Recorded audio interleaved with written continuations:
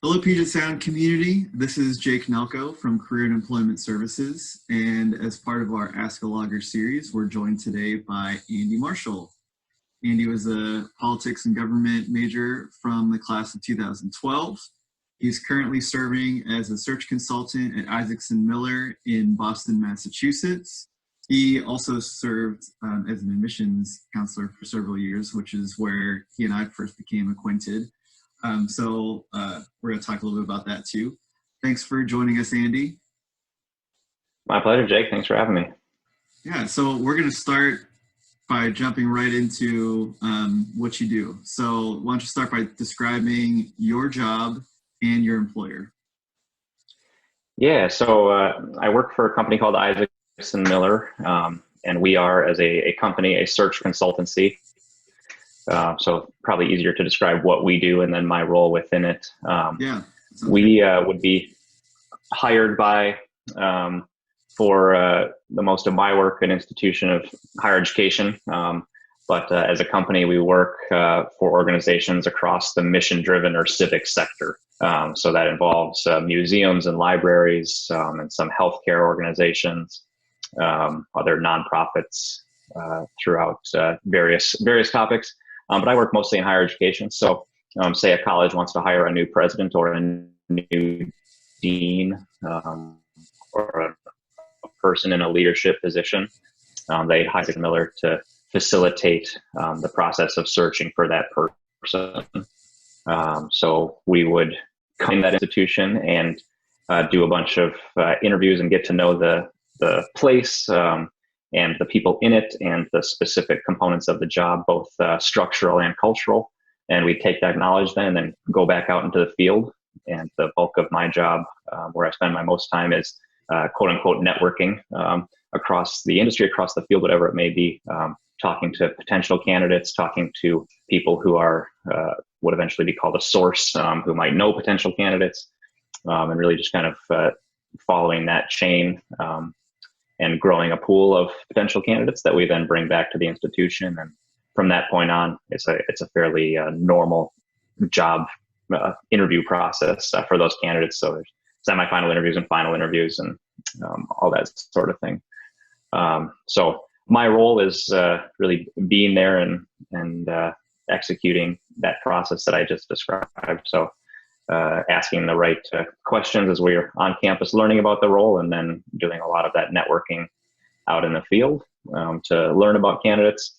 And then the third part of the role is probably the least glamorous, but what you might call the client serving functions. So being a good communicator over email and making sure our process is clear to the people who are employing us, and all that sort of communication and detail work is also a part of my role. Cool. And then maybe to dig in a touch more, I know that I'm familiar with what you're describing since I've been on campuses and I've seen some leadership searches and things like that. So I'm a little familiar, but why don't you tell us a little bit more about the day-to-day, maybe not right now since you're working remotely and things are a lot different, but a few months ago, what did a typical day or week look like? Yeah, one thing that I like about it is it does not get too rote or repetitive, excuse me. There is a decent amount of variety, and weeks don't always look the same week to week. And for the most part, that's because we're working on multiple projects at any given time. So this is one of the ways that I've noticed we're different than some of my friends' companies who are also consultants. We have probably 2, 3, 4, 5, 6, somewhere in that range of different projects going on at one time, and they're at different phases in the process. So for any given day, I probably have hour-long chunks that are blocked for several of these projects. And so we might be in the networking phase for one, which generally means I'm having 20 to 40-minute conversations with either potential candidates or potential sources. Sometimes we don't know whether there'll be a candidate or a source until we get them on the phone. And just talking about the work that they're doing, and generally, I think how they are being innovative in that work. How have they moved the needle in their unit or in their field? or in their leadership of organizations. And so for the most part, I spend my day kind of learning about cool, cutting edge, innovative stuff in whatever field the project is in. So I was warned before I took the job that you're going to spend a lot of time on the phone talking with people, and you'll either like that or you won't. And I found myself really liking it because you get to talk to experts in various fields all day. And that's really fascinating. But then that same given day, I'll probably do some email outreach and email work, trying to make initial contact with people or let people know where in a certain process we are. And then we also do a fair bit of writing, either writing kind of organizational assessments that we'll use as position profiles, and job advertisements and things like that, or writing assessments of various candidates to share with a client. Generally, we do that verbally, but we'll write it up. So we have pretty extensive notes that we'll save over time in our internal systems, so our colleagues can utilize that and save a little bit of time as they might come across the same people later on. Yeah. Cool. Yeah, it sounds fun to me in terms of just having a lot of different things going on, but also maybe having kind of a structure to that process. So that sounds pretty cool. I'm sure I mentioned that you worked in admissions before. I'm sure that your experience there and just generally talking to people and meeting people all the time was helpful in getting into this work. So my next question, how would you describe your path into this line of work? Yeah, you're 100% right that my job in admission has been very valuable in pivoting to a new aspect of higher education for sure.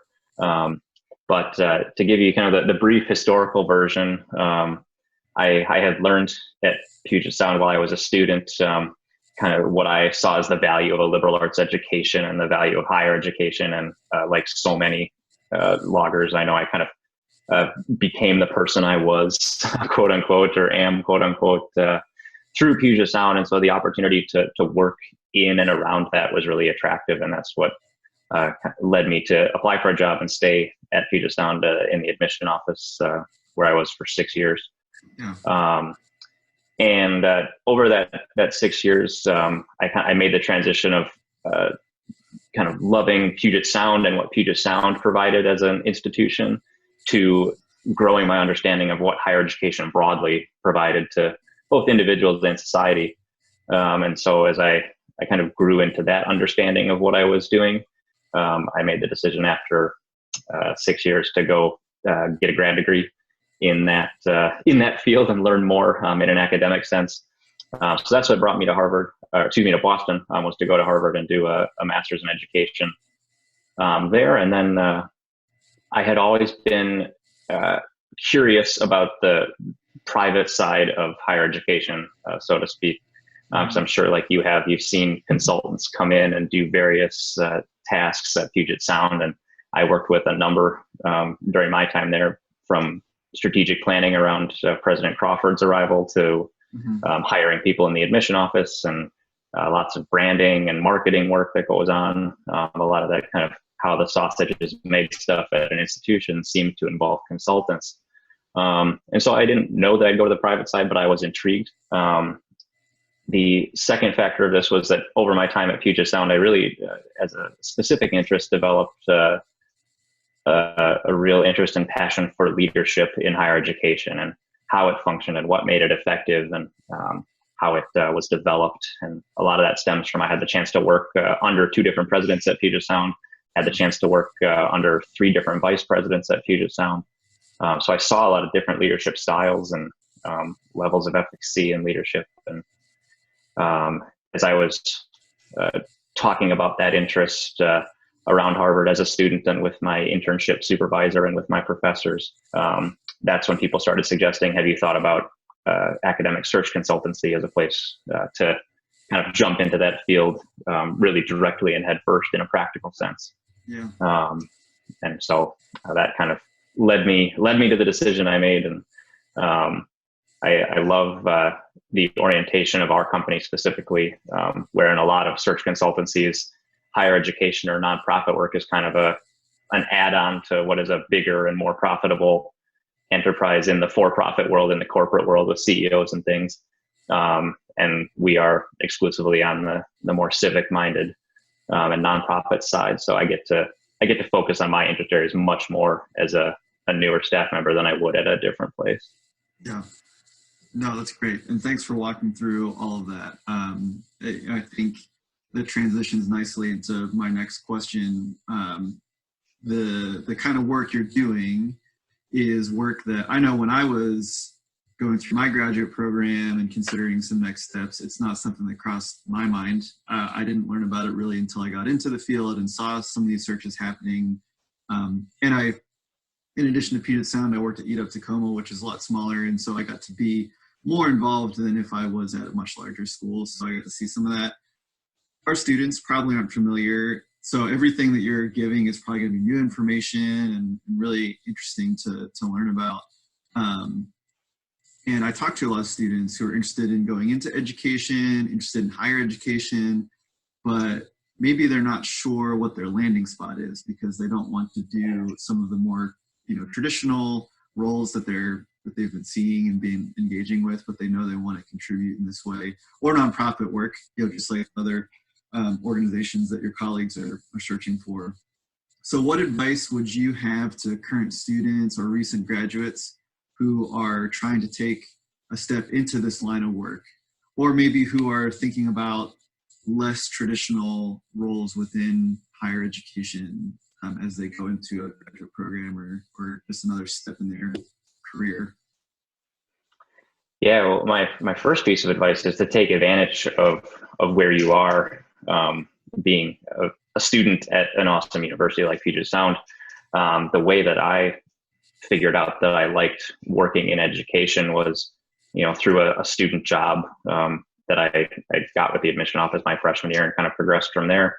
And it was striking how willing people in that office, professionals in that office, how willing they were to speak with me and talk to me about, their craft, so to speak, or the operation and teach me. And as a student, let me work on a little slice of it. And so I kind of got to learn little pieces of what is a much bigger process. And so if you're sitting there now and you have interest in staying in education and maybe you have an idea that's at admission or in student affairs, you have at your fingertips a number of really awesome people who are eager to share what they do. And I know that because I know I was eager to share when I was a staff member, and I know you're eager to share, and there's just a million more of your and I's friends and in my former colleagues who are awesome resources. Have worked at a lot of different places with different styles and structures. And higher education is a pretty close-knit world. So on the practical side, they might know people or know places that are hiring. Even not being in admission anymore, I still get sent job opportunities. Willamette's hiring maybe 3 people in their admission office this spring, and I got that email last week. And we all get those type of emails, so we can point you in the right direction. Yeah. And so that's really the best piece of advice I have, is just to talk to people and take advantage of Puget Sound. And if you're wavering on should I reach out or should I not reach out, is it weird? Reach out. It's not weird. We're always happy to connect. It's why we all work in higher education, is because we love working with students and people who are going and doing really cool things. Yeah, that's great advice. And I would say our field, you're probably more likely to find people that want to help, but also in other fields, people want to help too. People like talking about their jobs. They like talking about stuff that students don't know or don't expect. So I would extend that as a blanket piece of advice for sure. That's great. What's thinking about your undergrad experience, you've touched on a little bit. What was something that you wish you would have done as an undergrad to prepare for life after graduation that you didn't do, or maybe that you did later than you wish you would have? Yeah, I think it relates directly to what we were just talking about, and was definitely part of that. I found myself at Puget Sound statement I made a couple of minutes ago. Mm-hmm. I wish I had talked to more people, kind of out of the blue, or gone in with vague questions, or with some. I've been more comfortable with being uncomfortable in a conversation Yeah. So I didn't take advantage of office hours enough. I didn't do enough informational interviews with alums that CES, among other places, my professors as well had offered to connect me with. You get offered so much. Sometimes it's almost overwhelming how many different paths there are to engaging with a university writ large. I wish I had done more of that, because that it almost feels cliche because I hear it all the time still. Networking is so hugely important to opening up opportunities a little more, while it was relatively safe and harmless in college. Yeah. Yeah, no, that's really good. That's good advice. And I'll talk to our viewers if they're students. Right now, I'll say, yeah, talk to the people that your professors want to put you in contact with. Talk to people like Andy. Andy, is happily volunteering to chat with me for half hour about what he does because he wants to help you. So take advantage of those opportunities. There's a lot more alumni that want to do that. So yeah, great advice, Andy.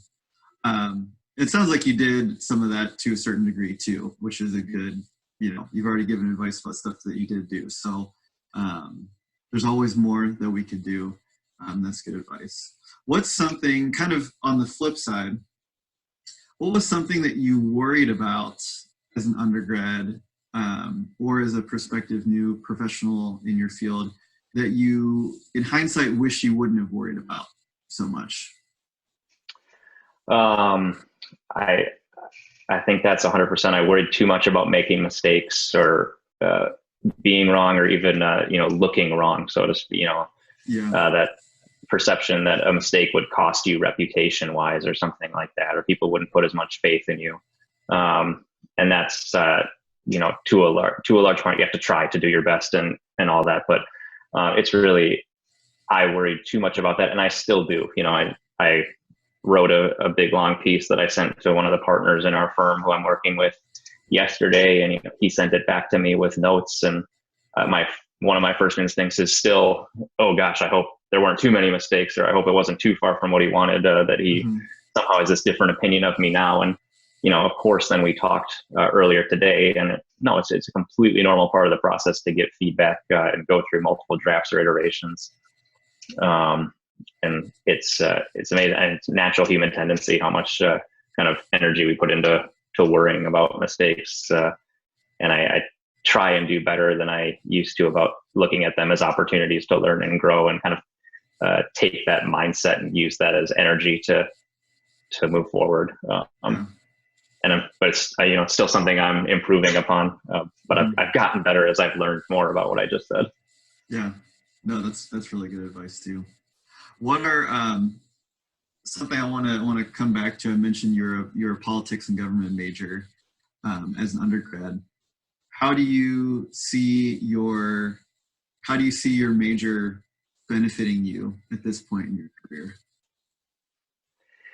Yeah, I think there are two ways, and they're really related. One is just my ability to communicate in both speaking but especially writing was really grown in that major, and specifically communicate in the way that politics majors, and it's not specific to politics, history and lots of the social sciences, you end up taking a large amount of data from various sources of varying quality, and you have to synthesize them down into coherent structure and format and be able to communicate big ideas succinctly and effectively, and kind of live with the ambiguity that all the facts don't always line up and there are differences of opinion, and that can't freeze you in place. You have to move past that and try and understand it more. And that's essentially what I did for 4 years, and the topic I did it on happened to be international relations for the most part. And now I do it about institutions of higher education, but the same skills of communication at large are certainly out there. I think it really developed that kind of critical thinking that you need to communicate well. Yeah, That's great advice, or that's a great point. It sounds like the kind of thing that you mentioned some other majors, definitely going to be a bit of an intersect with other social sciences and liberal arts across the board. I would think from a Puget Sound perspective. Thinking about that, you spent 6 years at Puget Sound after graduation, and then have uprooted and gone somewhere else. You've been in a different educational environment. You're working with a lot of smart people. How do you feel like your Puget Sound education has particularly helped you? Maybe that's from a liberal arts perspective, maybe it's, from specific professors or things, but how do you feel like that's shown itself to really help you stand out? Yeah. I think one of the big ways, totally average amount for Puget Sound. I'm not sure I realized that in the whole of people who are going to college, I did it hugely more often. And I got to sit one-on-one and just talk with professors and have that be normal, and, get coffee with professors and share kind of not fully formed ideas through those conversations and whatnot. And a lot of folks who go to, much bigger institutions don't necessarily have that experience. And as a graduate student, Harvard is a massive and complex and decentralized institution. But, I was used to just walking into professors' offices and having that conversation. And so I did it. And, I think it's not that professors at other types of places don't want to spend time with students. It's just that there are different structures of their time and of the institution, literally. And there's definitely some privilege in that you kind of have to work to understand and make sure you don't abuse or whatnot. But we have a great learning ground for being comfortable, kind of taking advantage of the educational resources that professors and faculty are. So that was definitely something that I did more naturally than I saw some of my peers do. Yeah, that's good. I've got one more question. This is since obviously now it's April 2020. We're working from home. We're in kind of a lockdown due to COVID-19, and people are, especially our seniors, are getting concerned about what the job market's going to look like, and neither of us know, I'm sure, but from your perspective in your field, and you can consider your field as broadly or as focused as you want, but what are you seeing in terms of hiring changes in your field? Yeah, I think this could be the beginning of a lot of big changes, but it's obviously it's a pretty fluid and new situation, so harder to tell. I'll give you kind of the concrete answer is that right now we are close enough to the 2008 recession that a lot of leadership in our firm has gone through that, and we as an organization have learned from that. So we're taking some proactive steps that my impression is they maybe wish they had executed quicker during the last recession, just in case this becomes another similar economic event. And so there are things like non-essential spending has a different process that we have to go through an approval with. And we are right now in a limited hiring freeze. We're not hiring for all positions actively like we were a month ago. How long that lasts, it's yet to be seen. Sure. It will depend on how long this goes and if business bounces back. I do think one of the interesting things is the work from home nature that you're commenting on. We before this happened, we're very much a company in transition. We had about 25% of our workforce work remotely from their home already before this happened. And now, of course, it's 100%. But even before it started, we were looking at ways to actively decrease our physical footprint, mostly because it's really expensive to have office space in Boston at this point. Yeah. And so we are some of the extra capacity we have now is some of our business has slowed or been paused, really. It's probably the right word, is we're doing lots of internal improvements to this work remotely process. And so when I think about it in the future, this has normalized working remotely in a way that we couldn't have done nearly this fast. And like everyone, I have family who have different commitments or different career goals that might in a different world make us choose between my career and their career, because I couldn't leave Boston. And our company was kind of at that point before this started, and I think it'll only accelerate it, that now that comfort level of working remotely is such that you don't have to make that either or choice quite as frequently. So it's a learning process, definitely, but I think in the long term, this is going to do a lot for kind of the flexibility of working remotely that we maybe haven't seen before. So that's me going way out on a limb, I suppose, but sure. Yeah. That's where I see it taking us for sure.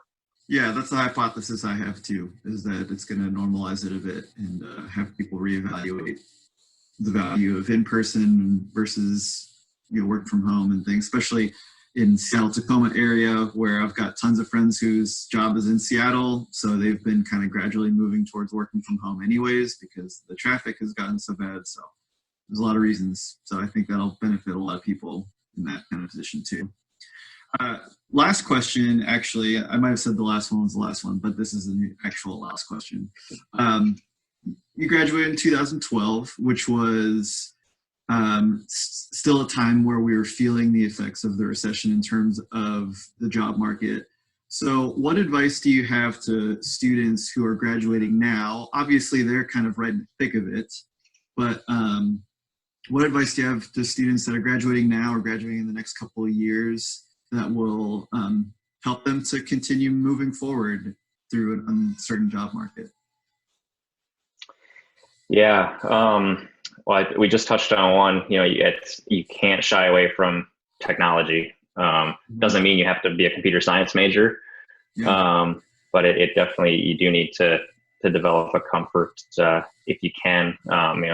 Don't let yourself be scared by technology, I guess, is probably the best way to do that. And I know Puget Sound's got resources and is actively working to make sure everyone has what they need to kind of live this new reality, at least for now. So that's one thing. I think on a broader scale, we touched on it with talking to other people and people who know more than you about your field and doing those informational interviews.